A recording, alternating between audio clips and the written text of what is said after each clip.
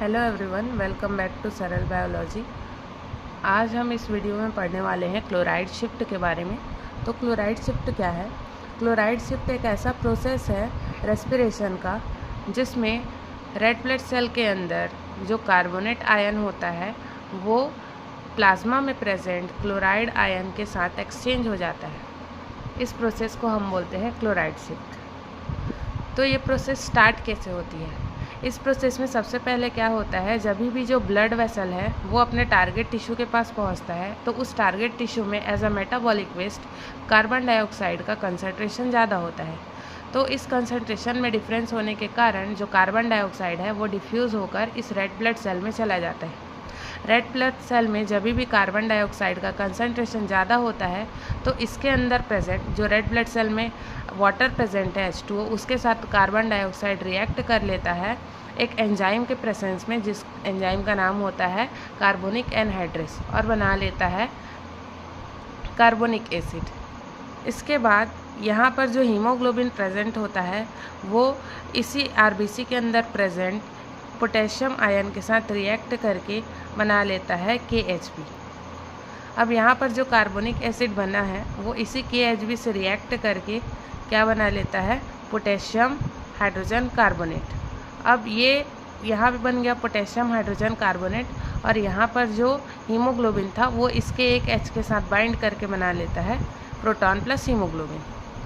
अब देखो यहाँ पे इस प्लाज्मा में क्या हो रहा है, प्लाज्मा में जो NaCl प्रेजेंट है वो डिसोसिएट होकर Na+ और Cl- में बढ़ जाता है, और ये जो Na+ है वो इस प्लाज्मा में रह जाता है, जबकि जो Cl- आयन होता है वो इस रेड ब्लड सेल में प्रेजेंट एक चैनल जिसका नाम है बैंड 3, उस चैनल से होते हुए रेड ब्लड सेल में एंटर करता है। कोई भी आयन जो है रेड ब्लड सेल में बिना किसी चैनल के एंटर नहीं कर सकता है, ये पॉसिबल नहीं होता। और इसी क्लोरीन जब भी ये क्लोरीन एंटर करता है तो इसके बदले में एक माइनस आयन जो है यहाँ से बाहर आ जाता है, जो कि कौन सा आयन होता है? ये CO3 वाला आयन होता है। तो जब भी क्लोरीन रेड ब्लड सेल के अंदर जाता है तो वो इस पोटेशियम हाइड्रोजन कार्बोनेट के साथ रिएक्ट करके क्या बना लेता है? एक कार्बोनेट का आयन, और ये जो पोटेशियम होता है वो इस क्लोरीन के साथ रिएक्ट करके क्या बना लेता है? Potassium chloride. अब यही जो आयन है वो इस Cl- का जो इन्फ्लक्स हुआ है उसको बैलेंस करने के लिए यहाँ से एग्जिट हो जाता है। अब यहाँ से एग्जिट होने के बाद यहाँ पर जो Na+ आयंस बचे हुए थे उसके साथ ये क्या करता है? रिएक्ट करके बना लेता है सोडियम बाइकार्बोनेट, और यही क्या होता है? हमारे लंग्स में जाता है CO2 बन के।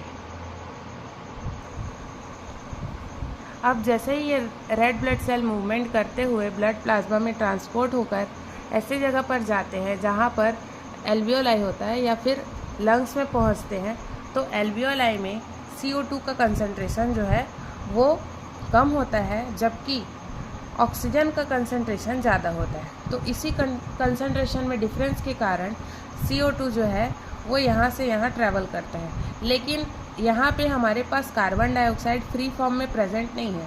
तो ये कार्बन डाइऑक्साइड बनता कैसे है? तो हमने देखा था कि यहाँ पर जो पोटेशियम क्लोराइड बना था वो यहाँ पर फिर से डिसोसिएट हो जाता है और बन जाता है एक K+ आयन और एक Cl- आयन। अब यहाँ पे क्या होगा?